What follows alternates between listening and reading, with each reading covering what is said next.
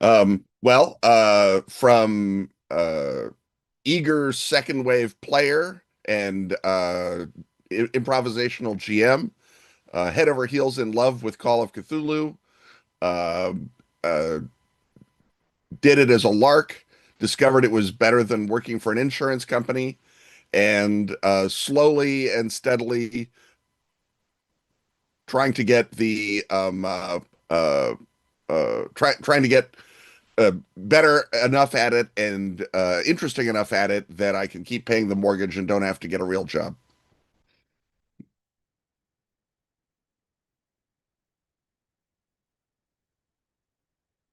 Well, the first that really grabbed me was Dungeons and Dragons. It was, 1977. That was, I was in Oklahoma. I was a 12-year-old.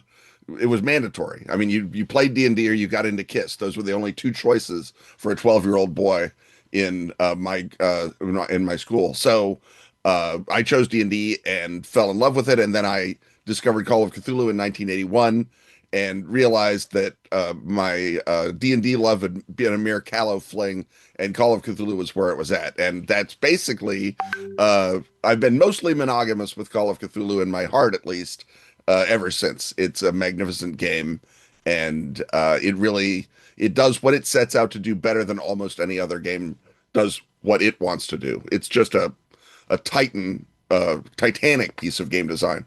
Sandy is a genius, and it's just an epical change in virtually every aspect of what role-playing games meant. It blew it open in a way that no game since D&D had, and really no game since D&D has done, with the possible exception of Emily Caraboss's Shooting the Moon. That may be the only, or Breaking the Ice, I guess, was the first one. That may be the only other game that is as radically changed the form and the possibilities. When did you know this would be your career? I knew it when my wife, who I've been doing it, as a side gig, pay for my trips to Gen Con, that kind of thing. And my wife discovered that I basically was getting as much work as I could do without, on the side. And she said she would rather be married to a happy game designer than a angry insurance company drone. So, it was her decision, really. And so far, she has seldom regretted it. Let's say that. But that was basically what happened. It was in the mid '90s. We decided that I would try to be a full-time game designer, and so far the lights have stayed on, the mortgage has been paid, the cats have been fed. Tale of Cthulhu turns almost 17 this year, and now we are on the verge of a second edition. How does it feel to return to a project that becomes so iconic? Um, I think Return is maybe not quite, because I haven't really left Trail of Cthulhu. I've been doing supplements and expansions and things for it all the time during those 17 years, or off and on during those 17 years. And I still think in those terms when I'm designing a gumshoe game. So Trail of Cthulhu has really been a presence. It's not, a rediscovery, but it is nice to sort of like, put the old car up on blocks and take out the engine and give it a tune up and see what it needs for the new century, or at least the new decade of game design. And that was it's just it's just nice that other people like that car as much as I do, I guess, is what it feels like. Did you ever imagine back in the past that you have this kind of level?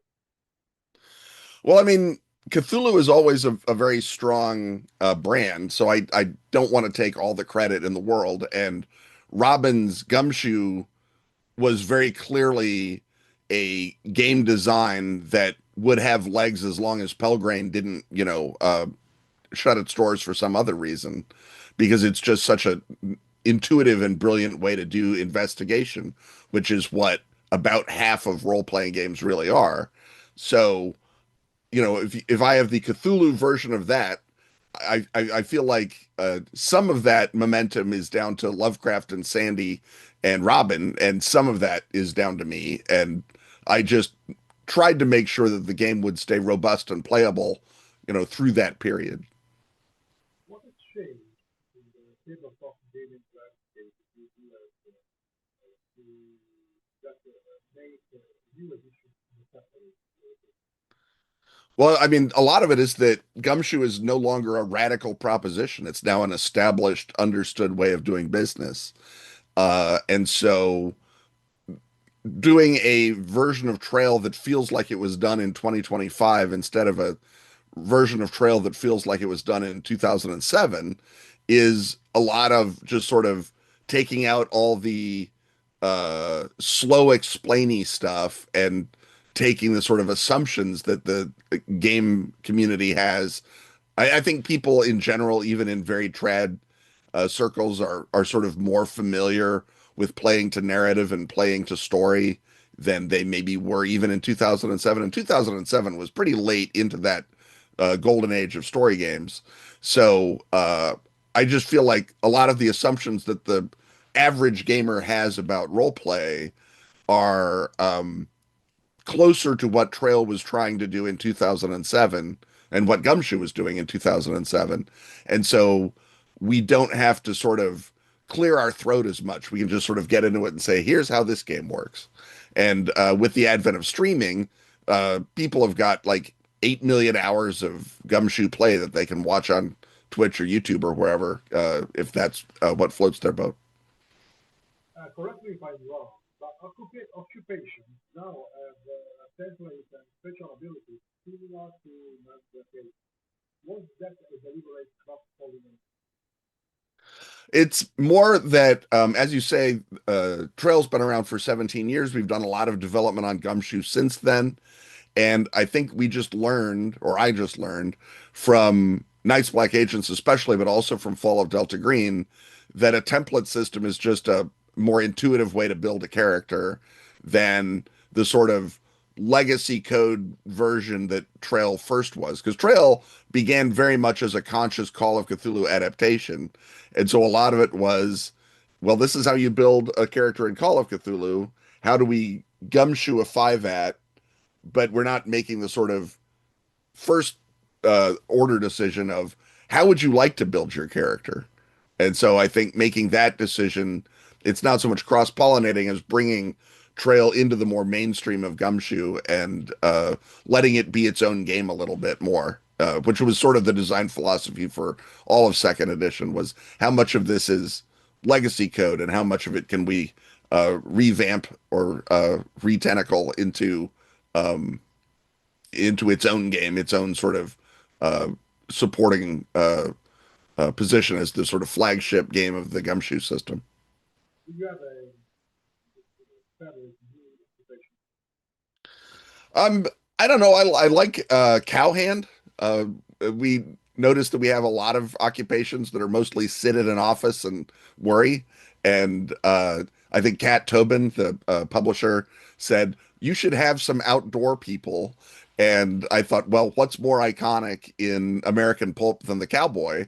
So we did the cowhand, and that was a fun one to do to sort of think a little bit in those terms. I mean, the game is still investigative, so some amount of sitting and thinking is inevitable, but I just enjoyed being able to put that in and sort of give a shout out not just to, um, the pulp tradition that Lovecraft was writing in, which of course then and now was virtually all westerns, but also to a little bit to my birth state of Oklahoma, where cow handing is more, I think, prevalent than it was in Rhode Island. I'm interested in how do the special abilities change the spotlight the dynamic. Well, ideally, they serve as a little bit of niche protection for a player. Um, their job is to do two things. One is to give a player a moment of triumph or possibility that is theirs only, that niche protection thing, but also to reinforce the feel of being that kind of character. So the crook can cheat on his die roll. The military man can stay calm under stress. The cowhand can He's better at riding his horse than other people are. He can have his horse do things.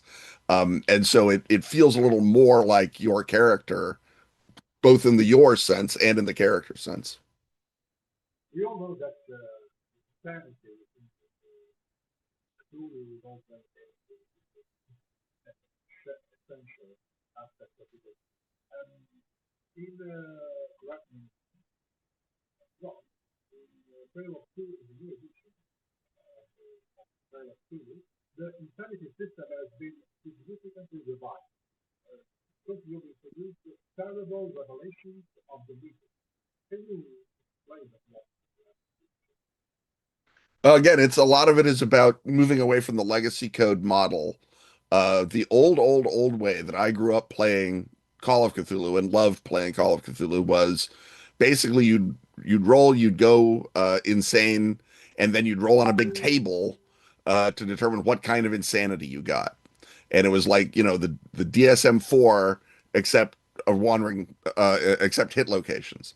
And so that was great fun and great play, but part of the trouble with it is that it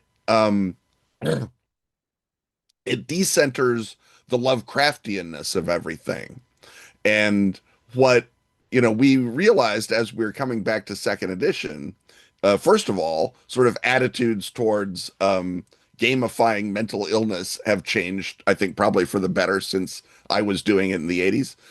But also, we wanted to make sure that what happened to you in insanity or in madness felt like what happened to a Lovecraftian protagonist who has that happen. Sometimes, yeah, they get little phobias or whatnot, but more often those are the results of some revelation that they can't share. And that sense of having knowledge that you can't share is the crucial type of insanity that Lovecraft characters have. And so Gareth Hanrahan, my beloved co-designer, sort of crafted that system as a way to make that the experience of going insane now in second edition. So again, it pulls it back more to role playing, it pulls it back more to Lovecraft, and it gets away a little bit from sort of gamifying schizophrenia or whatever. And I feel like it's probably better on every metric, which is sort of our goal when we did make a change to Trail, because as you say, it's been so iconic. Um, we wanted to make sure that it was something that was clearly better on every metric, easier to play, better suited to it, and the rest of that. Let's dive a little deeper in Trail of Two. Even the old system was sometimes called antagonistic. What does that mean, and why move away from it? I'm not sure I understand what antagonistic would mean in terms of a system. Antagonistic means the system is working against the player's goals. Losing sanity was never something you wanted. It was pure punishment for engaging with the genre. Um, that's appropriate for one shot, but in campaigns it became great. Um, well, I mean, But part of that correct is, me, but correct, yeah, please I mean, correct me no, if I I'm mean, wrong. to an extent, part of the job of Trail and of Call and of all of Cthulhu's is to model Lovecraft's universe. And Lovecraft's universe is antagonistic. Once you step off the sidewalk and start investigating mythos horror, yeah, the universe should hate you because that is what happens. The universe is malign. It's run by these horrendous entities that do not care about you at all. Best case scenario. And so, to some extent, a Cthulhu game should have weak characters. It should present real dangers to the investigator and to from the investigation, and those are core parts of the simulation of playing in a Lovecraftian universe. And the game system, by contrast, is not antagonistic because gumshoe means you're always able to move forward into the story. So the question is, what am I trying to do? If I'm trying to survive and thrive and gain power and become a ninth level parapsychologist, well, I shouldn't be playing Call or Trail of Cthulhu. I should be playing some other game. If I'm trying to find out what's going on in Arkham or uncover the secret behind the old mill, then Trail and Call of Cthulhu both help you out, and I think Trail helps you out even more. It's very much aimed towards your protagonist, and and even now, I would say that gumshoe games, by and large, are more survivable than good old fashioned Delta Green or basic role playing games are, just because we've got a deeper bench of ways to go unconscious without dying. So, to some extent, if you're playing Trail as written, you're playing it with a little bit of a safety rail, just so that your character won't instantly be snuffed out when he meets a guy with a gun or a ghoul. And that's to provide narrative continuity, which again, Lovecraft stories by and large have, although in their cases, usually by murdering side characters rather than letting your characters survive a trauma. How did the Battle of Cthulhu handle the spiral into that? And how does the new system handle the spiral? Well, there's no better model than Sandy Peterson's original Death Spiral. I mean, we're all influenced by that. Again, one of the things that broke role playing wide open as a design back in '81. And so we're basically still handling it the way that Sandy handled it. As you lose sanity, you get less running room, you get less flexibility. You're being driven toward doom of one kind or another. I think that with Trail introducing the anagnoresis, the big reveal, as you say, I think that works really, really, really well in one shots. And if the players and the GM are sort of simpatico, then I think it can also work really well in long-term play. Not least because now we have the intimate correspondent who's the guy you've been sending your notes to, so that in case you do get, sidelined in a hurry, someone can step in.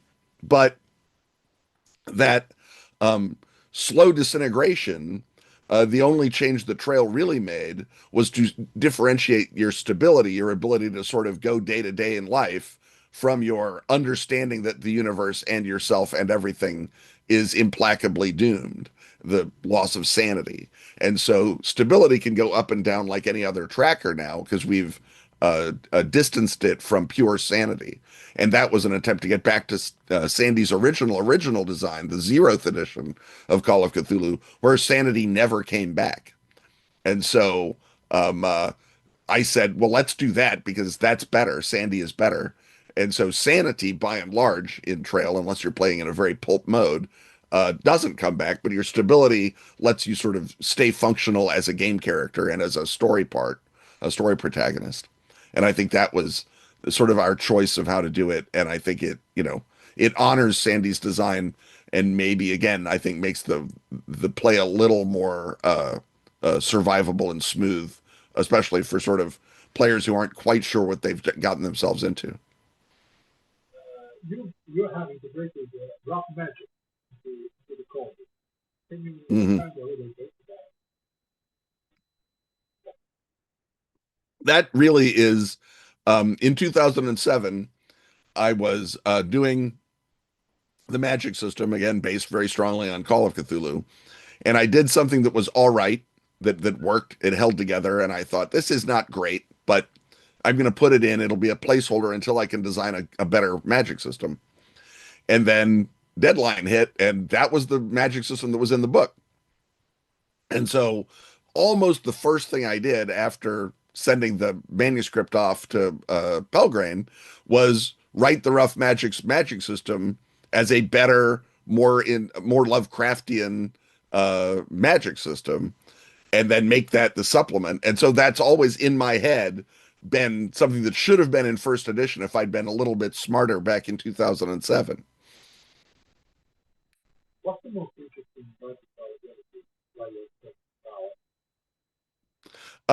I mean, the ability is always, I mean, one of the interesting things that's new for second edition is that uh, you're using your Call of Cthulhu, or excuse me, using your Cthulhu Mythos ability, it opens up hypersensitivity in a way that happens a lot in Lovecraft stories, and we did not have in first edition. And I think Gar went back to the well and said the Cthulhu Mythos ability is underused because it's a flip this switch to destroy yourself button, what if it also had another effect? And so it's not so much a magical ability as an unnatural ability. In terms of magical abilities, it's just fun to do spells. Spells are great. I put the old runic target from M.R. James into the in Rough Magics. Now that's in the core book. Um, and then we have a lot more sorts of things like casting a spell to screw up the other guy's spell, lower the or raise the threshold is I think what it's called. And so if you're on the scene of the ritual and there's 100 cultists down there, maybe you don't want to charge in with guns, but what you can do is cast a ritual that will screw up their ritual from a distance. Although it's still, of course, you casting magic with all the dangers inherent in that. How do you balance using players cool powers without breaking the off? I mean, the great thing about It's a risk, Cthulhu isn't games, it? I mean, it is, but it's less so in, I think, in Cthulhu games than it is in, say, superhero games. In superhero games, it's very, very hard to stay challenging with good players playing powerful characters. But in Cthulhu games, just add more deep ones. You don't need that many more. Two more ghouls will change a combat horrendously. Uh, a single monster in a sort of standard ghoul deep one type monster played, aggressively by the GM is a horrendous threat to a party of investigators. So add another two monsters and you've balanced it out. The notion of powers and abilities in Trail is always you have power and you have ability to get yourself into worse trouble. And that's sort of the Lovecraftian ethos as well. It's only the really smart Lovecraft type guys that wind up, dooming themselves because they, deciphered a diary or they went to Vermont or whatever. The regular guys in Lovecraft mostly just sort of, they live in the witch house and they're like, boy, it sucks that a calculus student moved in. Now he's going to be eaten by rat things. But, the loom fitter and the other guys are just, well, guess it's just living in the witch house. So it's kind of fun that way that the characters with more access are in more danger. And again, that's a very Lovecraftian view of the world, and it's a fun thing to do in play. No, game balance is the least of the problems of any of Cthulhu game master because the monsters are so cool and so overwhelming, or should be. Okay, stop with the spoiler. with, all the different stories too. Let's talk about the working with the Garnet Rider and Run today. Mhm. How has your creative partnership evolved since the Battle of that ship? Well, I mean, I hope to God it never evolves. Our creative partnership in Dracula Dossier was one of the greatest professional and personal experiences of my life. Getting to basically work hand in hand with Gar for a year and a half or whatever that project turned out to be, just sending each other endless messages in Skype, back when there was Skype, just draft after draft, being able to give Gar a thing and know that what I would get back was going to be even better than what I could have done if I'd done it, and I would have taken four times as long as Gar. It's a joy. My nightmare is that Gar wakes up and realizes what a free writer I am on his genius and his talent. Um, uh, to some extent, he took more of an aggressive design role in second edition than he did in Dracula Dossier, entirely correctly, because he is also a great designer as well as being a great writer. And he's probably played, I know, in fact, he's played more Trail than I have by now. And so he has a sort of it's like I'm the guy who designed the race car. Gar's the guy who's driven the race car. I feel like he knows that car a lot better than I do in many ways. And so any input that he had is going to be from this place of great knowledge as well as great skill. And then we're working on terraforming Mars together. And again, it's just a consummate thrill, and it's almost not quite maybe but almost like with this one, I'm almost watching Gar do the design and helping Gar rather than the other way around. I think it's a genuine partnership still on Terraforming Mars, just like it was on Trail, but it was still a genuine partnership in Dracula Dossier, and every time Gar had an idea, it was brilliant. So we share that credit at least equally, and we do it on Trail second as well. No, if I do, if every great design I do from now on is with Gareth Hanrahan, I'm a winner at life. You could say that at the time the relationship has evolved in the sense that at the time you use card, now you use WhatsApp. We At use least Slack, yeah. oh, Slack. Okay. And how do you divide the work? Who does what? Yeah. In a general Gar and Ken partnership, I will do an outline, sort of, let's say a average project, and there's no such thing, has, eight big ideas, and I'll come up with 5 to 6 of those eight big ideas. And I'll do an outline and sort of set up parameters for investigation and looking. And then Gar will run off and write a whole bunch of words, and then it'll come back to me, and Gar's genius will give me new ideas, and then Gar will have had new ideas, and then it's about integrating those, and I'll be doing my word count as well, and then that will provide Gar with, I don't want to say a model to follow because that's ridiculous, but it'll provide him examples, worked examples of the kinds of things we're doing. So in Umbrellas Connection, there was 8 scenarios. I outlined all of them. I wrote one of them, uh, full stop, and Gar then wrote the other 7.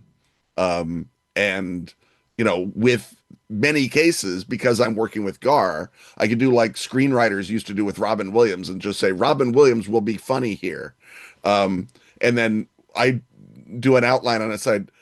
This is how I think it should wind up, Gar. You can, I'm sure, figure out how the characters get to Prague. And so Gar would then come back with brilliant ways for the characters to get to Prague, or in some cases say it works better if they never go to Prague. It's a sidebar. It doesn't help. So I've moved this. And again, 9 times out of 10, he's absolutely correct. So it's mostly um I I set out the framework, and I do some of the structural work, and then Gar does an inordinate amount of the writing and the landscaping that make it both functional and beautiful.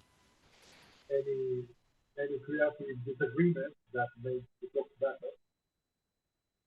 Um, I don't think that we've had a lot of creative disagreements because I mean, with Dracula Dossier, it was my creative vision and he bought completely into it. And every time, and again, uh, I hope to think that one of the things that I bring as a designer, as a writer, is my understanding of what is cool and fun.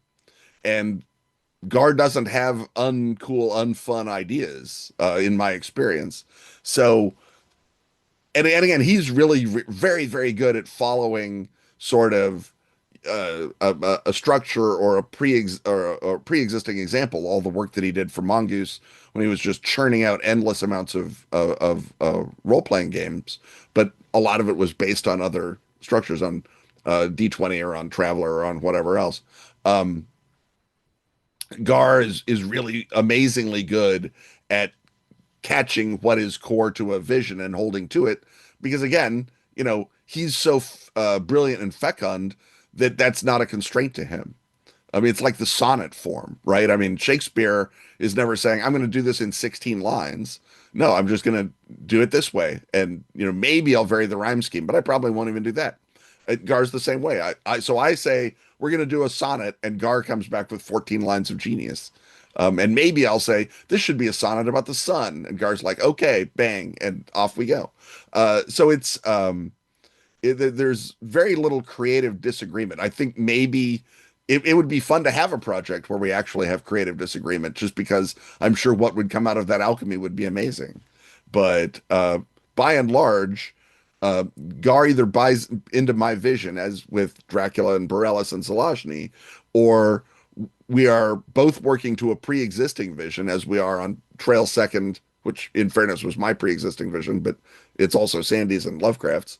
Um, and with Terraforming Mars, where we're working within the pre-existing vision of the board game, and both of us are sort of understanding where the boundaries of this field are that we can experiment and play with. And he, of course, is super open to my creativity or my ideas for stuff. So it's really good. And of course, his ideas, as I've said, are all pretty much bulletproof. Let's talk about a little bit about the second system. It was a huge success, almost 400% funded. What is the level of support do? It's just first of all, this is a very solitary job. You're in your office all day, or much of the day, working. You're doing research by yourself. Very little of what you do immediately has an impact. I can't see sales numbers. I can see that I get a check, but that's not the same thing.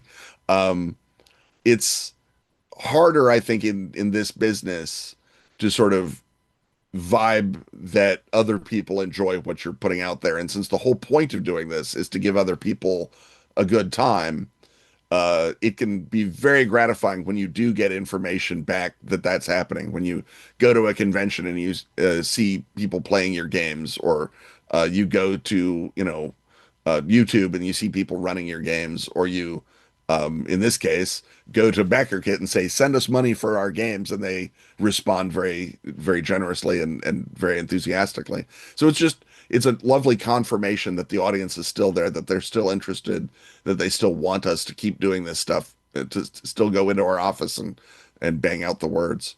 And that's just really sort of validating uh, my career, to the extent you can call this a career. But it's a kind of Why not? a support. Well, I mean, because if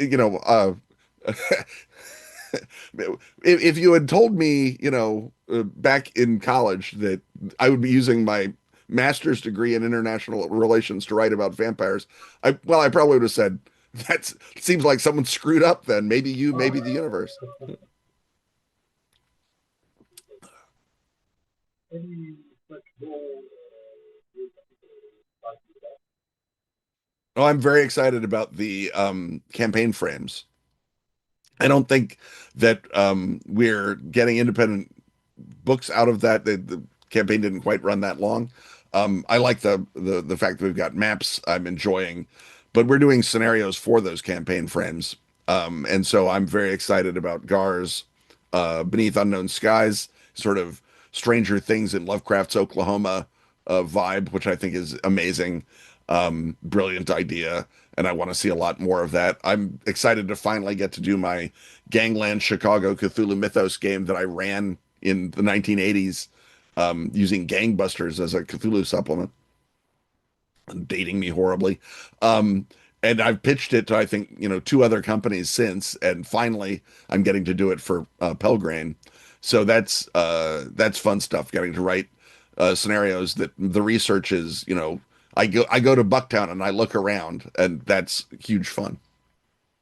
You want to pose a little bit to the people welcome because I feel like I'm great. I'm good.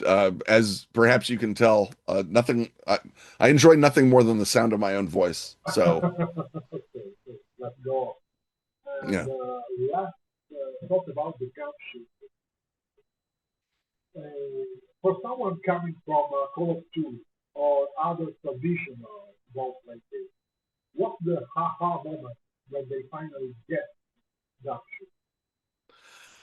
I feel like for most people, the aha moment with Gumshoe comes when you get an automatic clue, when a core clue is delivered to you in a character empowering way. So, you know, oh, you noticed that there's a panel loose in the back of the bookshelf. Oh, is it a secret panel? Well, sounds like your expertise at notice makes you say, yeah, there's a secret panel behind that. Good job spotting that. And they and I think that especially if you've played a lot of old school Dungeons and Dragons or old school Cthulhu, the nightmare of rolling to find the next part of the story and getting to sort of skip past that is huge. And then the other thing that I think people really enjoy once they get into it is the resource management of spending those firearms points or spending those unarmed combat points or whatever to, oh, I can guarantee a hit, but what if I fight a second ghoul? That sort of little brain chemistry moment, as Robin likes to call it, is great fun, and I think people enjoy uh, that. A lot of people fear that. That's I think the thing that people stumble over or don't like about Gumshoe more even than figuring out how stories work and how clues work. I feel like they get worried that it's not just the dice that are going to kill them, that it's their own stupid decision that's going to kill them. And I think that, first of all, it's true to Lovecraft, so I love it. And second of all, um, uh, it can also be very tactically empowering once you figure out how the system works. And it's a lot easier to get tactically empowered in Gumshoe than it is in Dungeons and Dragons, just because there's fewer moving parts. That's one problem in mind. How do I explain capture to a skeptic and a completely new mind in one sense? Uh, the simplest way to explain it in one sentence is to say there's two kinds of roles. Roles that if you fail, the game gets worse, and roles that if you fail, the game gets interesting. And you just never make the kind of roles where things get boring and bad. So, do I spot the footprints? Yeah. Automatically. Can I hit the goal with a gun? Who can say? Because that's interesting if you miss. Some critics say that always giving players the clue remove the challenge. How do you respond? Well, I say that if the clues are where do you find the delicious chocolatey goodness, I suppose it does. But if the clues are where do you find the shoggoth in the basement of the old mill, that does not remove the challenge. That moves you toward the challenge. Um, and again, you can make the clues as ornate and strange as you want and make as much of a challenge to deduce the nature of the shoggoth or the nature of the challenge, or should we be setting up a generator to throw into the bottom of the old mill to maybe electrocute this thing. That challenge remains exactly the same as it does in the identical Call of Cthulhu or other mystery solving adventure.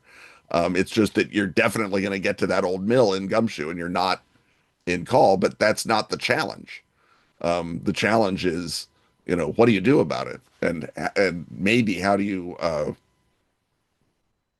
prepared are you when you get there? But the challenge should not be how do we get out of this stupid library we've been searching forever for the door. The challenge should be um, what do all these clues that we've gotten mean? Um, and that's the challenge in a classic mystery is the detective doesn't not get the clues. The detective has to interpret the clues. Sherlock Holmes spots the cigar ash. He just has to know what it means. So that's the next step. Growth with knowledge. I think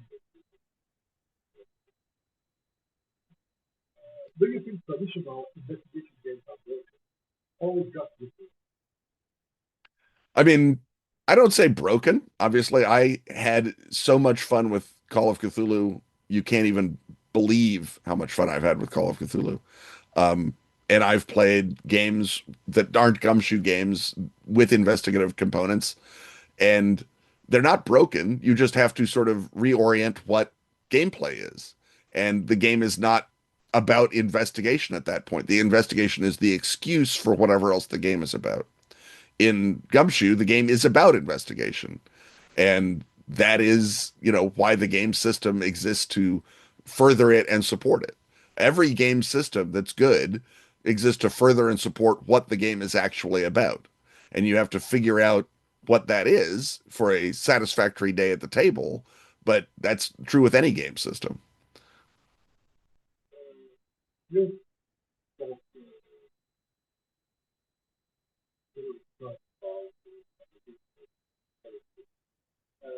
Twenty people from Europe, different approaches.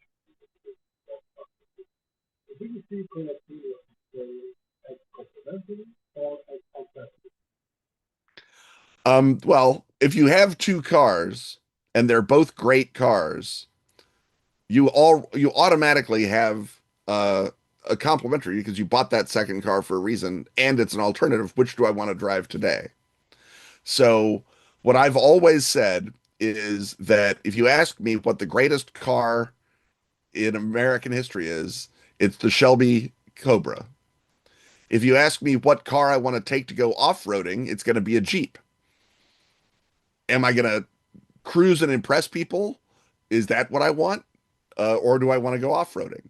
And investigative uh, play as the core activity is requires some specialized skills that in the majority of cases the Call of Cthulhu Keeper has evolved. And so therefore you never notice. You're such a good driver. You can take that Cobra out onto the field and no one notices the bumps. But for the new driver, maybe stick to the Jeep. Let's talk a little bit more about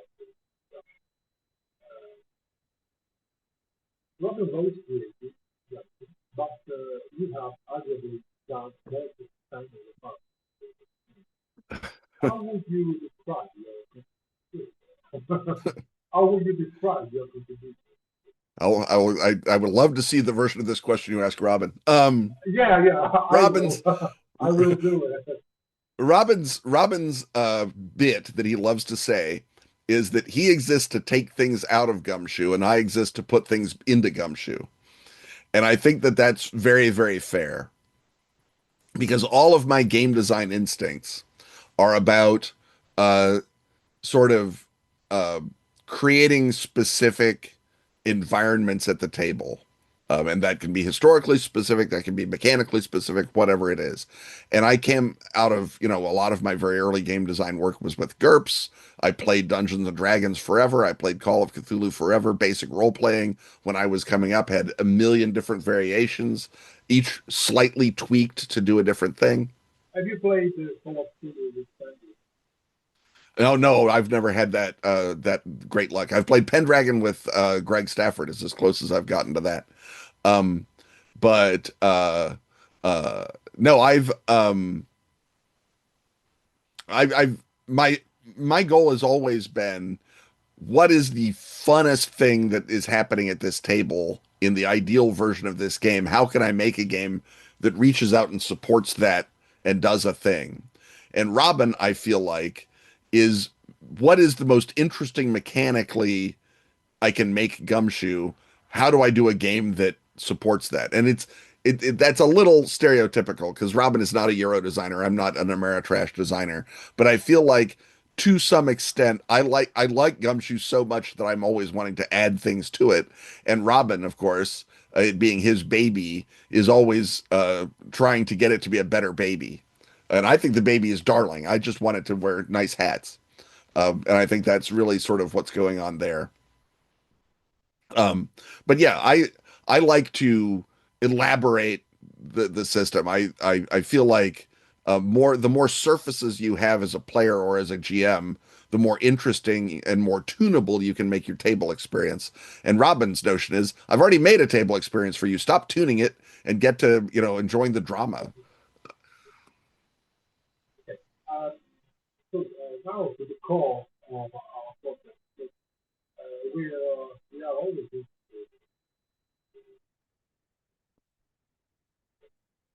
creativity altogether.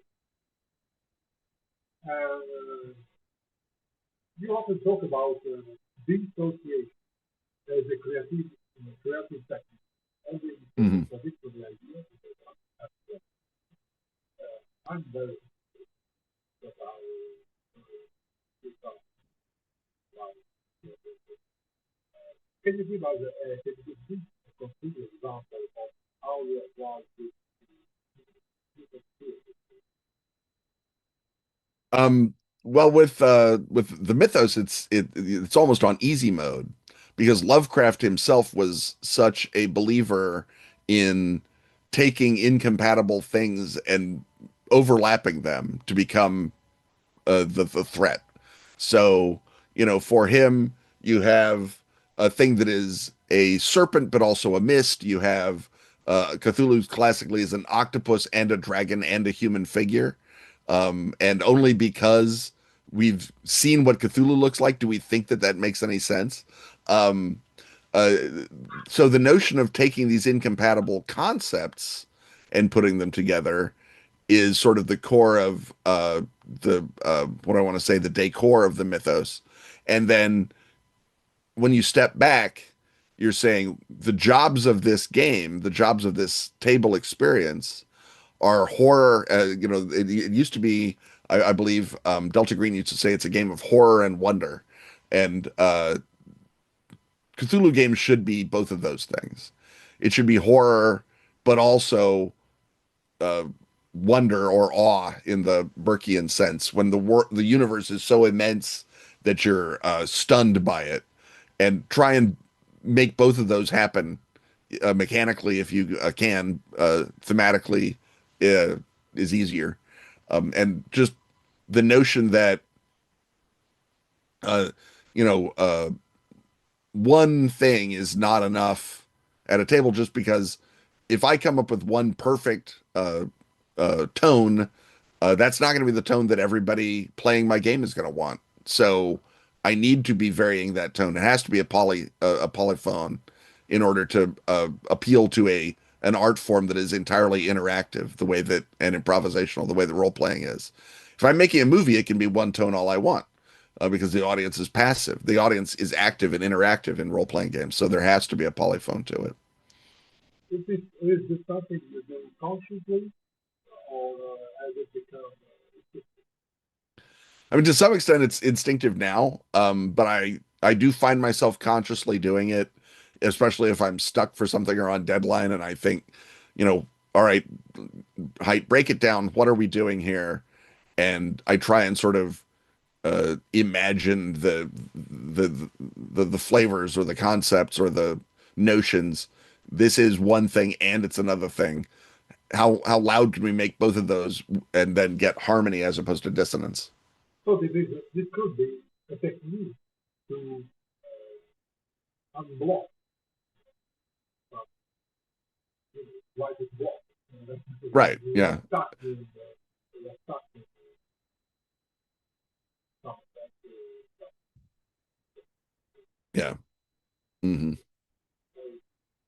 um, again about creativity. In video creation, you present multiple alternate versions of classic methods. How do you balance innovation with faithfulness to what this is another topic that's very I mean, the saving grace is that Lovecraft is not Tolkien. He is not writing a single legendarium that is sort of a magisterial vision from above. Lovecraft is exploring the universe, and in his own stories, he contradicts himself. So, in the Call of Cthulhu, Cthulhu is a ravening titan. He's the size of a mountain. He's got magic spells. He's the center of all human religion. In Mountains of Madness, he and the octopoid invaders are a footnote in the bas relief, right?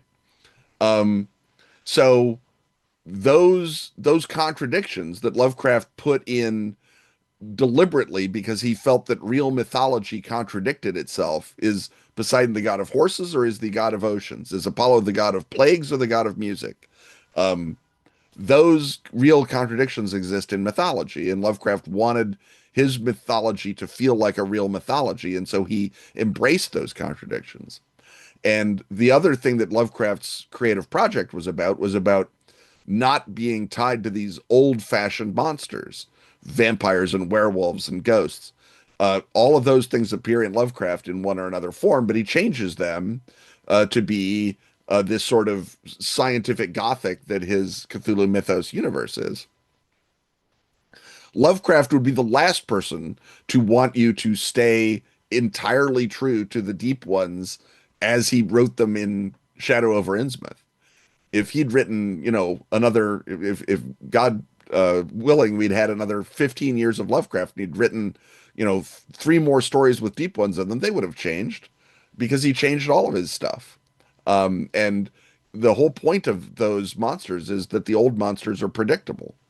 So, uh, making his monsters predictable is as unlovecraftian a thing as you can do. Now, you still want to honor that original creation, and people who just want to play with them should have those tools. And I think that the way that we wrote it in Hideous Creatures or we presented the gods in Trail of Cthulhu gives you that opportunity to, no, no, no, Ken, I don't want any of your fancy postmodern nonsense. I like my deep ones the way my granddad liked his deep ones. Great, do it. But what I'm trying to allow even you to do is to say, but what if they was turtle people instead of frog people? Wouldn't that be messed up? And then they are messed up because I've been in a lot of ponds, and I'll tell you what, the snapping turtles are a lot scarier than the frogs are. Uh, okay, let's talk about vampires. Let's Night do it. Blockade. Speaking of monsters that can use some change ups, Yeah. Night Blockade. Uh, the Bourne trilogy is crystal well vampire. This pitch is terrific. It's probably the best pitch that I've ever. Where did that idea come that idea came from me being I run a game. I was leaving my friend's apartment. I was on a train platform in Chicago downtown. It was August, and it was right around midnight, and I'm waiting for my train. And it's hot, but you can see the city lights all around you. Um, the wind is sort of blowing down the train tracks. The platform is not quite deserted, but basically deserted.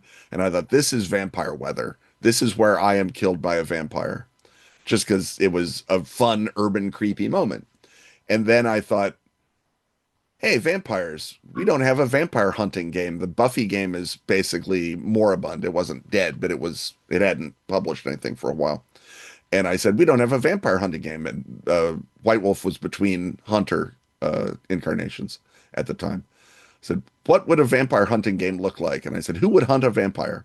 And I thought, well, SEAL Team 6 would hunt a vampire. Jason Bourne would hunt a vampire. And when I thought Jason Bourne would hunt a vampire, I flashed on the middle fight in the middle Bourne trilogy movie where they're having the Eskrima fight in the guy's apartment, and Jason from? Bourne is grabs the magazine off the table and uses it to hit him. And I thought, if that's a Yeah, stake, yeah, and I the guy remember. he's fighting is a and the guy he's fighting is a vampire, that is what a vampire hunting game should look like. And that took about 35 seconds of standing on that train platform, and Night's Black Agents just flashed almost entirely into my head. And then on the train ride home, I was like, could I use Gumshoe for this? Is this a game I can sell to Pelgrane? And by the next week, when I went back to my player group, I said, if I do a play test of a vampire hunting game, are you guys in? And they said yes. And then Simon also said yes. And so I basically took the Trail of Cthulhu rules and I wrote some vampire stuff around it. And that playtest was me designing Night's Black Agents. Um, the So in a sense, it conspiracy, took 35 seconds or it took a year. the conspiracy has become a tool of use hobby also. Did you expect this to that type of tool? And have you Um, seen people use it in private place? I've seen him use it. A lot of people say this is just a great narrative map for city encounters in D&D, which it hopefully is. I've seen someone posit that it's a dungeon on its side, which is not incorrect. And I think that that's great. And people have used it for all kinds of more conventional conspiracies or political structures or whatever in games, and I enjoy seeing that. I never thought, what I'm doing in Knights Black Agents is going to be influential. My hope was it's just going to be really, really good. My goal was to make the best spy game and also the best vampire hunting game. That was a lower bar. Um, and if you're doing a spy game, you've got to have a conspiracy. You've got to be able to investigate it. That just all struck me as very natural and normal. And to an extent, a lot of it is the GURPS Illuminati model. Nigel Findlay, if anyone, gets the credit for inventing the conspiramid, really. And I just took that and de-GURPSified it and made it a little more accessible at the table. And that was what happened. I no, I never thought anything was going to really have legs. If I thought anything was, it was going to be the push pyramid, the Van Pyramid, which I uh, stole, borrowed from Elizabeth Sampat's amazing game Blowback. And it was a lot of it was, I'm worried that not enough people know how great this mechanic is that's in Blowback because Blowback is a very small press indie story game. And I'm going to put that mechanic into Nice Black Agents and credit Elizabeth, as I did, and give the Van Pyramid some legs. And interestingly, the Van Pyramid, I think, has gotten fewer legs than the Cons Pyramid, which in a way is a little disappointing because I think it's a more interesting piece of game design. But, I guess more people need to plot their bad guys than they need to have a behavior algorithm. Games about vampires. Dracula this year is one of the most ambitious role-playing ever published, an unreductive version of Secret Service. How did that and how Um, long did it take to undertake the entire novel? it annotating the novel was faster than writing the director's handbook um, because it was fewer words and we didn't have to explain anything. So the novel was the fast part of that project, and the vision of it was um, basically uh, we were trying to figure out what should be the big, massive Nyarlathotep for Night's Black Agents, and I had heard of a thing from the sort of ufology field that's the case for the UFO, which is a real book by a guy named Morris Jessup, and it was sent to the Office of Naval Research by an unknown person with annotations in three handwritings and three colors of ink. And the Office of Naval Research, for reasons best known to itself, commissioned a special press edition of Case for the UFO with these annotations in them. It's called the Vero Press edition.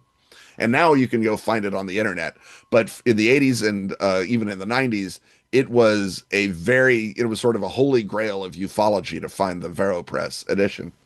And I thought, what if there was a Vero Press edition of Dracula that was doing the secret stories behind Dracula? And that notion that Dracula was actually the report of a failed intelligence op became the core of Dracula dossier. And so from that notion, which I remember Simon Rogers, the publisher of Pelgrane at the time, and I walked all over Whitechapel looking at the Jack the Ripper sites and also talking about this idea. And then uh, he took me to no, that was a different time that I pitched Simon on Bookhounds, but the Whitechapel walk was this walk, and then uh, we walked all over the Clapham, the neighborhood that he lived in, the next day, and it was all very very specific questions. And Simon says, "Can you play Jonathan Harker? Can you play Van Helsing in this?" And I said, "I guess you can." And he says, "I want a thing where you can start as them and go all the way down to the modern era." In one campaign, if that's what you want to do. And I said, well, that's a big ask, but I think we can make it happen. And so that sort of created the scope of how big that book had to be, was Simon's um uh uh, uh, sort of a vision for this panoramic generation spanning campaign. And so that, with that as my as sort of my marching orders, I went down and figured out what we had to make the book contain to do that, and then that was fortunately the point at which Gar joined the process, And so it became vastly faster. I think it took us a year and a half all told, from that first walk around Whitechapel to final text complete. But we had to do the director's handbook, and then to know how much stuff to salt into the novel. And so Gar went away and added a bunch of stuff to the novel, and I added some other stuff, and we sort of sorted through it. And of course, we'd both read Dracula back and between us probably a dozen times each, so we were very, very familiar with the novel and where to put things. And then I think I wrote the 1940 annotations and Gar wrote the other two sets of annotations. Then I went back through Gar's annotations and added some more and changed a couple of things. But yeah, that was that process. The By the time we were annotating the unredacted, that was the easiest part of the project actually, because we had to write where all the annotations led before that. On the other side, you were lead designer on Vampire the Masquerade. How did Mm-hmm. working on those vampires differ? Uh, Protagonist versus antagonist. Um, when Martin Erickson, who at the time was creative director at Paradox for the White Wolf brand, asked me to be lead designer, I said, "You're aware that I'm Team Van Helsing, right? I wrote Night's Black Agents. I'm all about killing you guys." And he said, "Well, no, you've written Vampire Fifth Edition. We just want you to do it again from the vampire point of view." And so that was you couldn't turn down that pitch. And so a lot of it is very much you're trying to protagonize these characters. And the good news is that in 1991, in the original Vampire the Masquerade, vampires were not superheroes in puffy shirts. They feared the werewolves. They feared leaving their cities. They were trapped in their little kingdom. They were medieval lords, trapped in superstition, trapped in tradition, and trapped in their city. And that sense of being a rat in a trap is core to original vampire play. And so by being able to lean into that, the synergies with the Knights Black Agents era, where in of the World of Darkness, the Second Inquisition has been weaponized by various governments around the world, that becomes that lets you move back to that notion where you're a protagonist who has fear not just of the other protagonists, not just of your vampire bosses, but also of what the world can do to you. And I think that makes for better and more pregnant play. Like I said, superheroes is the hardest thing to play, uh, uh, challengingly, and I think it's much more interesting if your protagonists are have got something that can really really mess them up. Kind of, yeah, well, also the young designers trying to dress it. What's one piece of salary? What's the Break one? into the American industry. Yeah, most of them publish also right here. What's one piece?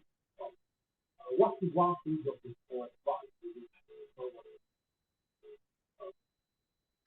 Well, the advice that I could have gotten usefully in the mid 90s would be meaningless advice now, except for the advice of, you know, hit your deadlines and don't plagiarize and, don't be any bigger of a jerk than you have to.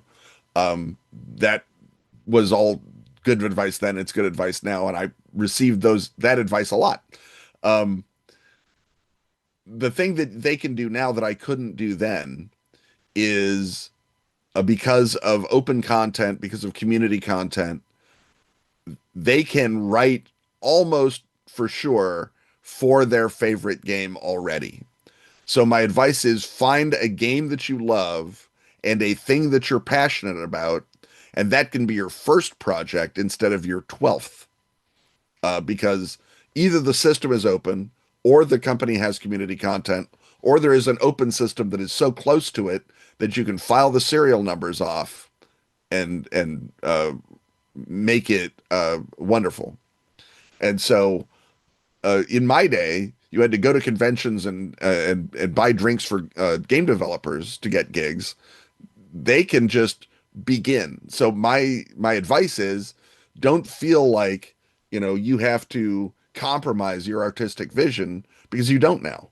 Uh, if there's a game you love and a thing that you really want to do for it, chances are you can do it completely legally and completely openly.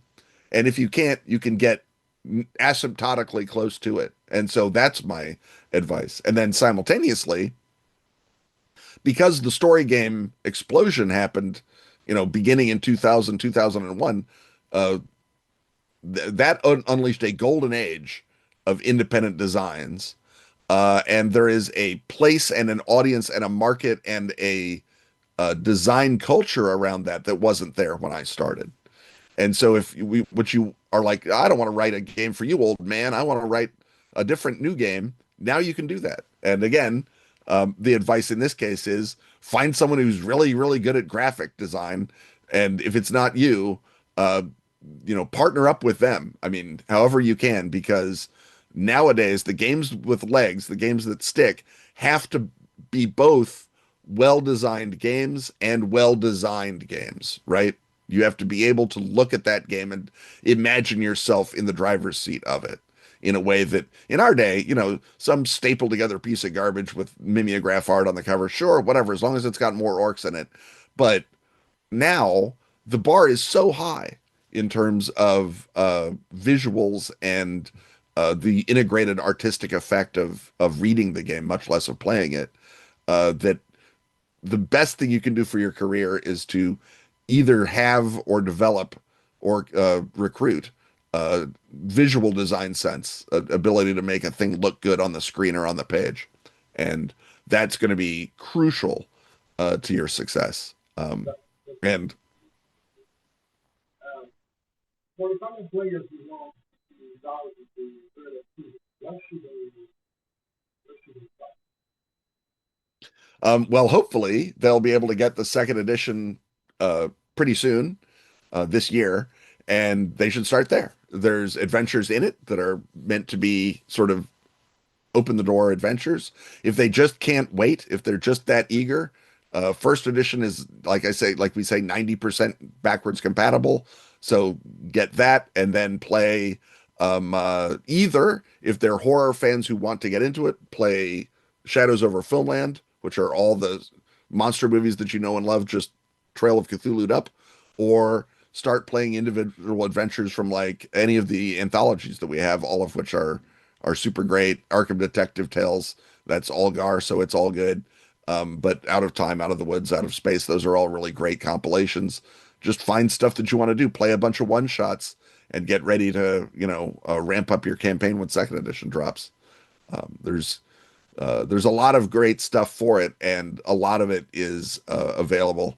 Um, for any level of interest or any sort of interest. One of the really good things about Pelgrane is that they do like to feed very specific niches so that I'm able to write Bookhounds of London and people are able to say, I never knew I wanted to run that, but now I don't want to run anything except that. And that's just a great, feel. You look at the back catalog of Trail and there is everything there, I think, that you might want to get into. After what's the Uh, Gar and I are doing Terraforming Mars role-playing game. That is what is next and current. I've got a little bit of uh, development work that I'm doing for Arc Dream for Delta Green, and more on that uh, as it drops.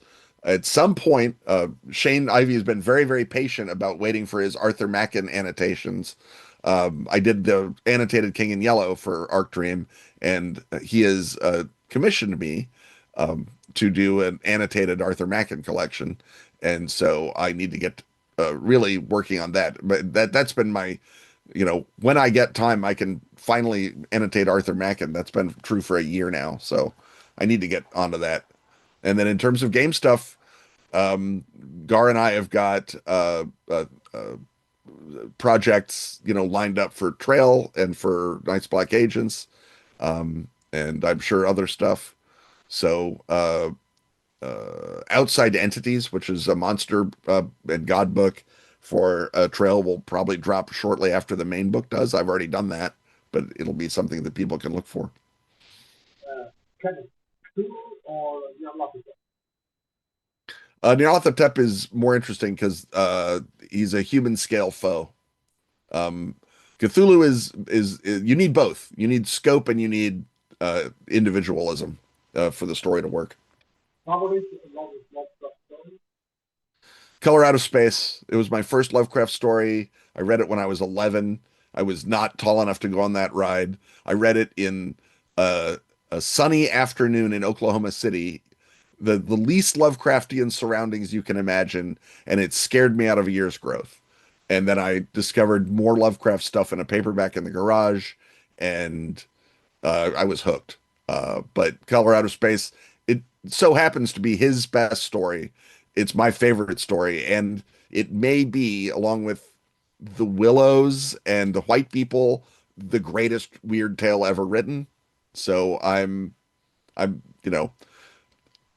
if you take that off the table, Cats of Ulthar, just because who doesn't love cats You murdering were, people? you were Lovecrafted by story. Exactly, right. Board game or video game that does cosmic horror one? I'm not a video game person because I spend so much time at the computer that if I had another thing to do that wasn't work, I'd never get anything done. I'm not against it. It's like, the same reason I'm not a heroin person. It's great, but don't. Um, and so board games that do cosmic horror are very, very hard to do because cosmic horror um is very internalized. I am kind of a fan of the Cthulhu Pandemic. That sounds kind of a cheap and commercial answer, but Pandemic itself is pretty terrifying, especially if you're not sure what's doing it or you're playing at a slightly too hard level. And that sense of implacable doom rushing in on you is done very well by Pandemic. And so the Pandemic Cthulhu gives it the nice gloss on it. Um, but yeah, I think that's one of the ones that captures that a little better than even Arkham Horror, which of course I love, but that's very much a punch Cthulhu in the face type game. It's not as much a cosmic horror, and especially so much of the fun of Arkham Horror is dealing with all the bric-a-brac that you're getting away from the scope of what you're actually confronting. Kenneth, this has been an absolute pleasure. Thank you so much for your time. It was No, very happy to do it, man. for everything you did. Uh, to our public, if you want to follow Kenneth's work, check out the podcast, Ken and Robin talk about Yep. almost seven, something that Yeah, going on. I think we just locked 685 and six. oh, So yeah. and keep an eye, of course, out on keep an eye out for trailers coming very soon. I think it's June of the year. That is the cross fingers hope. Uh, uh, Summer definitely. How late in the summer is I think up to the vagaries of printers, but the PDF should be available this summer definitely. And it would be lovely if it were at Gen Con so I could stand behind a giant pile of it, but we will see. This was the podcast, and we are in Capitan. Thank you. Thank you. Till next time.